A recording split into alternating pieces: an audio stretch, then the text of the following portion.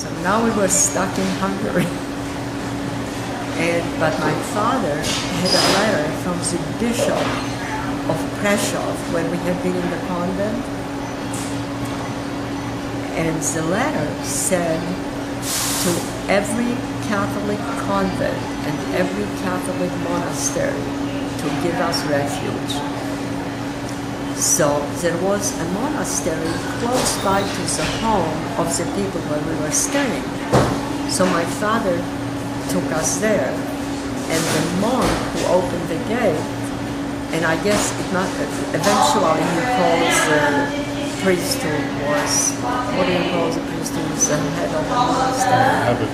The abbot, or the chief priest, to come, and he spoke with my father, and he told my father, you know, I would be happy to have you here, but for 3 little girls and a woman to be among all the priests in the monastery, it's going to really stick out.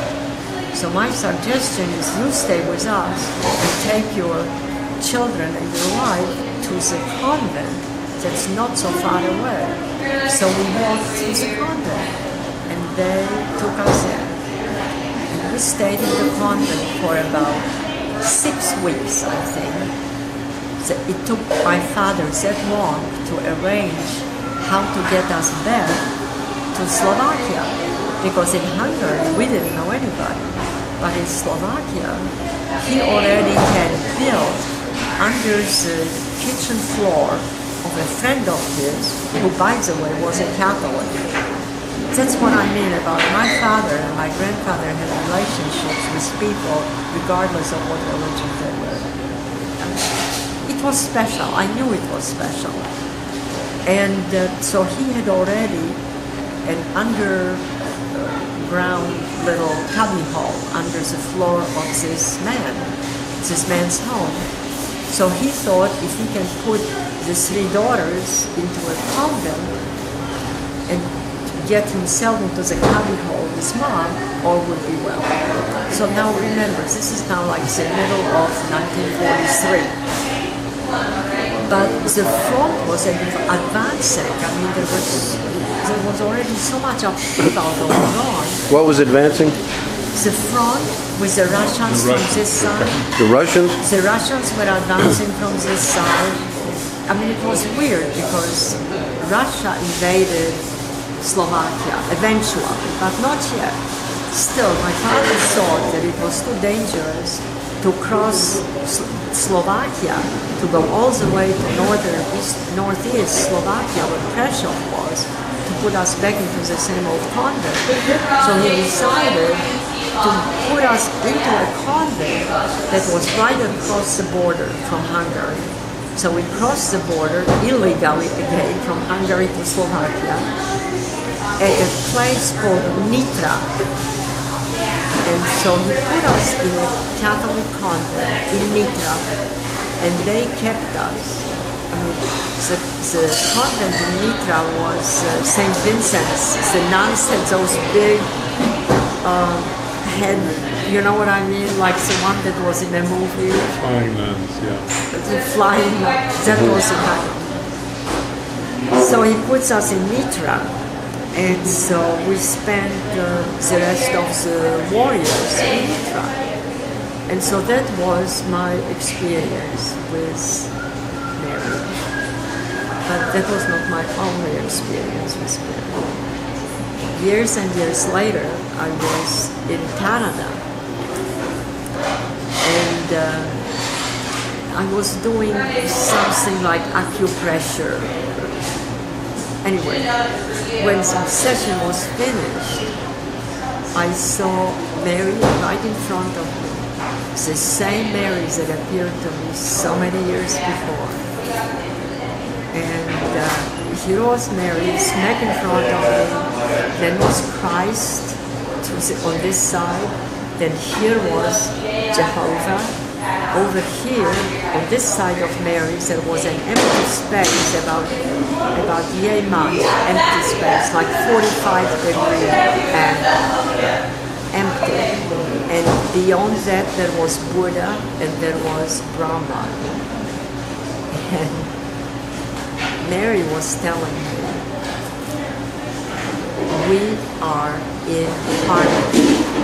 But the way she said the we, and it wasn't spoken words, it was like communication without words, but it was crystal clear.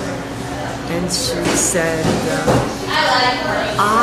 we, the understanding that she was transmitting, even that I was not an I singular, we are in harmony.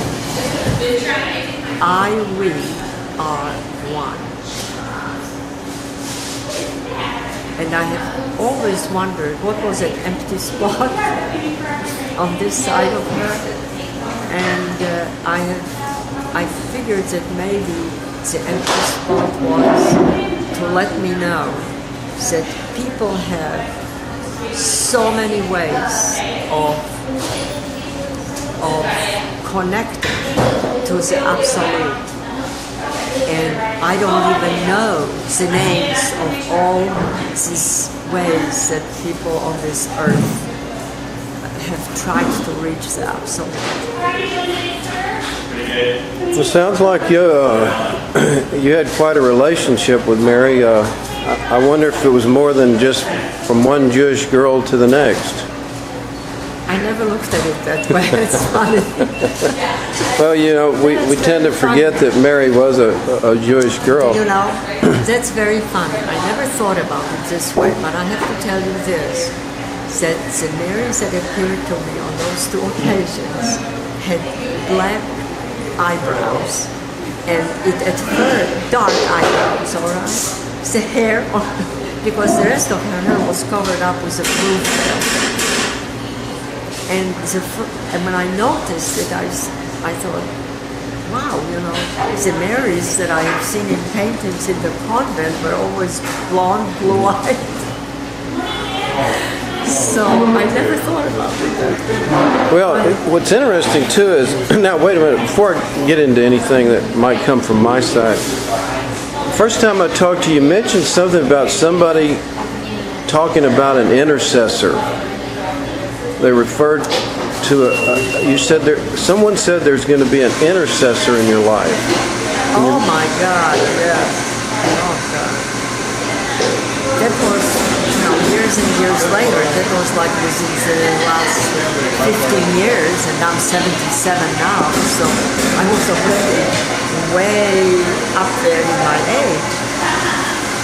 A lot of years had passed between my experiences as a child in Europe and when this happened.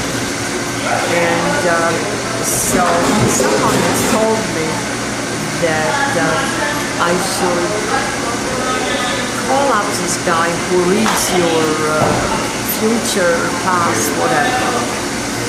And so I called the guy up, and before we even start our conversation, he says to me, you and your family were not meant to survive, but someone in Hungary intervened on your behalf. Well, it was the word intervened that I used. Someone in Hungary intervened on your behalf. Well, hello, what happened in Hungary, right? So, that's... What can I tell you? What's interesting, it's taught that Mary somehow comes to us in cooperation with the Holy Spirit. And they say the Holy Spirit is often tied in with wind. And you mentioned how the air in the room seemed to formulate. Did anyone, I don't suppose anyone told you that or coached you to say that, did they? No.